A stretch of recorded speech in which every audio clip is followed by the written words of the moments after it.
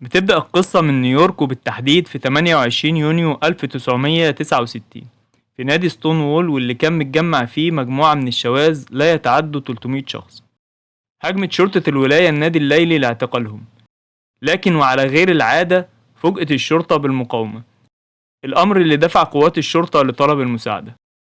ومن التاريخ ده تحول الشواذ من مرحلة الدفاع إلى مرحلة الهجوم، شهد العالم الغربي صعود متسارع لانتشارهم والمطالبة بحقوقهم، بل وسن القوانين لحمايتهم والاعتراف بزواجهم، وبدأوا في تنفيذ مخططهم الخبيث واللي منه تمكين الأشخاص الشاذين من المناصب الكبيرة لمساعدتهم في نشر فكرهم الشاذ، وعرض الشذوذ في المناهج الدراسية ووصفه على إنه ميول طبيعي، وتصوير الأشخاص الشاذين في الإعلام والأفلام على إنهم أشخاص طبيعيين وناجحين في المجتمع. والأكتر من كده التلاعب بالأوراق البحثية اللي تخدم ميولهم المضادة للفطرة الإنسانية.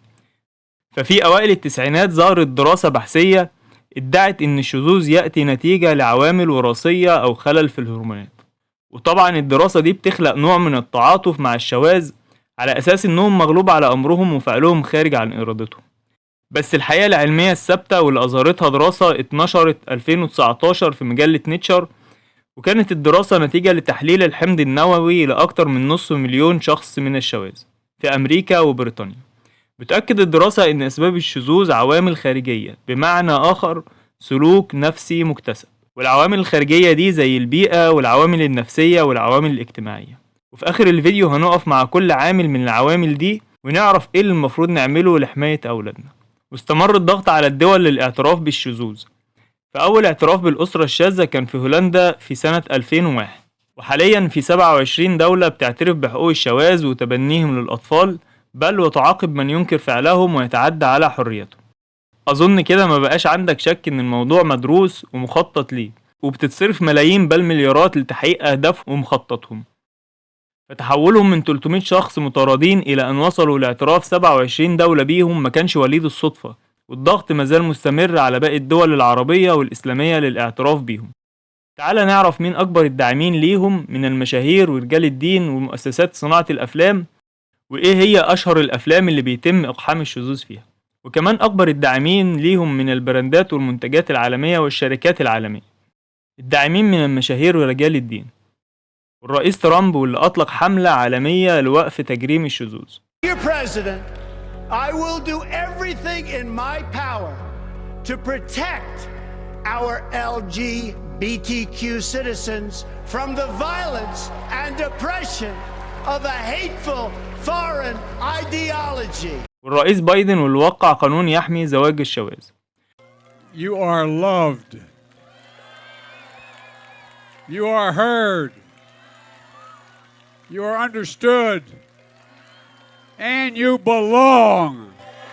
وفي قمة الناتو في بروكسل وعند تجمع زوجات الرؤساء لأخذ صورة تذكارية، تفاجأ الجميع بوجود رجل وسط السيدات في الصورة.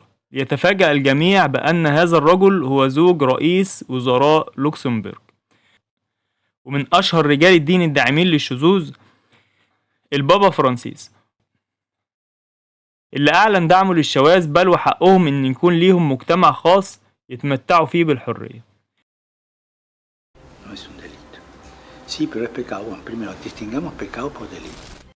وأكبر الداعمين من مؤسسات صناعة الأفلام هوليود وديزني ونتفليكس وغيرها كتير، واللي بتدعم الشواذ بشكل علني حتى لو كلفها الدعم خسارة المليارات. ودي تصريحات لرئيسة ديزني كيري بيرك، اللي أعلنت إنهم في ديزني بيخططوا لزيادة نسبة الأشخاص الشواذ في الأعمال اللي جاية لنسبة 50%، ناهيك عن تحول الشخصيات اللي تعلق بيها أولادنا إلى شخصيات شاذة. One of our execs stood up and said, you know, we only have a handful of queer leads in our content. And I went, what? That can't be true. And I realized, oh, it actually is true. We have many LGBTQIA characters in our stories, and yet we don't have enough leads and narratives in which gay characters just get to be characters and not have to be about gay stories. And so that's been very eye-opening for me. And I can tell you, it's something that I feel perhaps had this في دراسة للباحثة ديما لطفي الحاصلة على الماجستير سنة 2021 عن دراسة الشذوذ على نتفليكس، واللي حللت أعمال نتفليكس من سنة 2017 ل 2020. أثبتت الدراسة إن منصة نتفليكس تتعمد إقحام الشخصيات الشاذة والمتحولين جنسيا في أعمالها، وجعلها أشخاص محورية في الأحداث، وطبعا بتقدمهم على إنهم ناجحين في حياتهم. أشهر الأعمال الموجهة للأطفال سبونج بوب، ودي بعض المشاهد اللي بيتم عرضها فيه. How's the antique biz treating you? Oh, never mind that. Listen, I didn't want to say this in front of Patrick. That hat makes you look like a girl. Am I a pretty girl? Oh, well, Oh, Squidward! I didn't know you were such a colorful character. قل أريدك فقط أن تعرف إذا وقعت في مشكلة تعال إلي سأتولى رعايتك أنا وأنت شقيقان بل أكثر. Would you please pass the roasted cow? سبايدر مان، واللي رفض دول كتير عرض الفيلم فيها لوجود مشاهد للشواذ.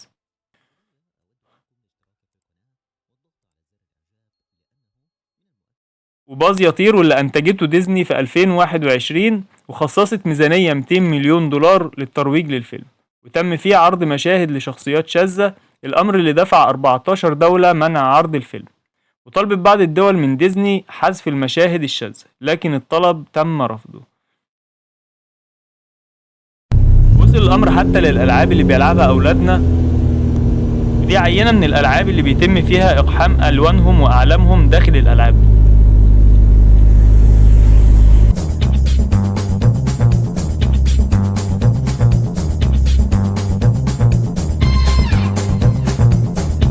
فيلم الخالدون، واللي أنتجته مارفل، واللي بيحتوي على مشاهد شذوذ صريحة. يتزوج الممثل براين تيري هنري من الممثل هاز سليمان.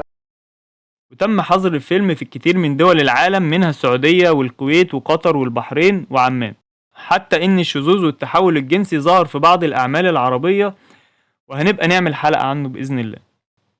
ودي عينة من الشركات العالمية اللي بتدعم الشواذ، اللي بقى فرض علينا مقاطعتهم، لأن جزء كبير من أرباح الشركات دي بيتم بيه تدمير أولادنا والتلاعب بفكرهم ومستقبلهم. والسؤال اللي بيطرح نفسه، هل الرفض العربي والإسلامي لعرض الأعمال دي هيستمر كتير؟ والحقيقة إن السؤال ده صعب نتوقع إجابته قدام هذا الكم من الضغط ومحاولة تمرير الأعمال دي لبلادنا. لكن السؤال الأهم، إيه اللي المفروض نعمله لحماية أولادنا ومجتمعنا من الأفكار الخبيثة؟ وده بيرجعنا للعوامل اللي بتأثر على أطفالنا وشبابنا، وهي البيئة المحيطة والعوامل النفسية والعوامل الاجتماعية. فتربية أولادنا على العقيدة الصحيحة وعلى تعاليم الدين حائط الصد الأول قدام أي مخططات لتغيير أفكار أولادنا ومعتقداتهم، وتربيتهم على إن المسلم مش بيحكم على الأفعال بمدى انتشارها وتقبل الناس ليها، بل بالعكس مقياس المسلم الصحيح هو الحلال والحرام، وتربية أولادنا على تقوى الله عز وجل وتعليمهم الآداب الشرعية، زي تحريم النظر للعورات والتفريق بينهم في المضاجع كما جاء عن النبي صلى الله عليه وسلم، وتحذيرهم من خطر تشبه الرجال بالنساء والنساء بالرجال، وتسمية الأشياء بأسمائها الحقيقية. يعني ما تقولش مجتمع الميم أو المثليين، اسمهم شواذ، لأن تغيير الاسم بيغير المعنى وبيغير الحكم، وبيصبح الفعل عادي وغير مستنكر. البعد عن أفلام الكرتون والأعمال الغربية واستبدال ده بكرتون لقصص الأنبياء والصالحين، فقصص الأنبياء لم تأتي للتسلية ولكن جاءت لأخذ العبرة، وأهمها في موضوع الحلقة قصة سيدنا لوط مع قومه اللي كانوا بيرتكبوا الفاحشة، فعاقبهم الله وقلب بهم القرية وجعل عاليها سافلها وأمطر عليها حجارة، جزاء لتغييرهم فطرة الله السليمة.